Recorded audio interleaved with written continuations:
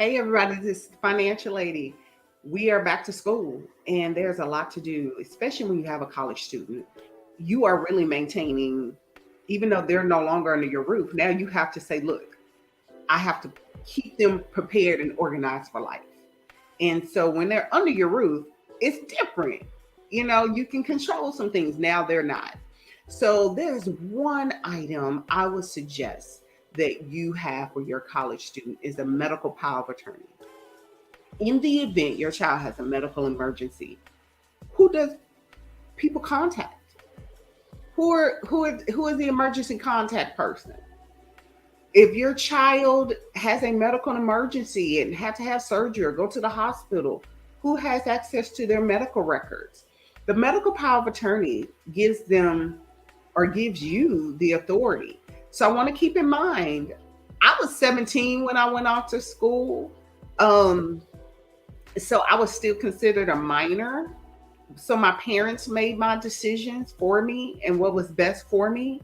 But what if you have a child that's 18 years old and they're going off to school? They are legally considered an adult. And depending on the state of where your child is, that 17-year-old may be considered an adult as well. So having a medical power of attorney is all it's saying is, look, in the event of emergency, call my mom, call my dad, call grandma. They have access to my medical records. The doctor can call and talk to you on their behalf. But because when they're 18 years old, if something goes on, you're not involved because they're considered an adult. So that's something you want to keep in mind to have on you. This is a document that's readily available. I can assist you with this and help you and guide you in the right direction. You can get a medical power of attorney offline. If you need more help, you don't need a notary. You just need two witnesses. And if you do know someone's a notary, get them to notarize it for you. But these are documents that you can find online. Medical power of attorney. Make sure you have that on your teenagers. They're still considered teenagers. They're 18. They're going off to college, but they're 18, right? And they're considered adults. So this is a time where make sure you are prepared. I don't want you to be blindsided where you're trying to figure out something. And if you don't have the rights to do anything, they won't give you the information. So make sure you have the proper documentation in place. So if you have any questions, I'm here to support you during this journey, but get that document for your child and make sure you have a copy and they have a copy as well.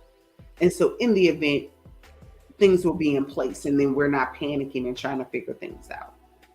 Also, if you need to be able to give that document to if they're living at a dorm, talk to who's over the dorms and or talk to the clinic that is there on the campus and find out, hey, can I leave this document with you?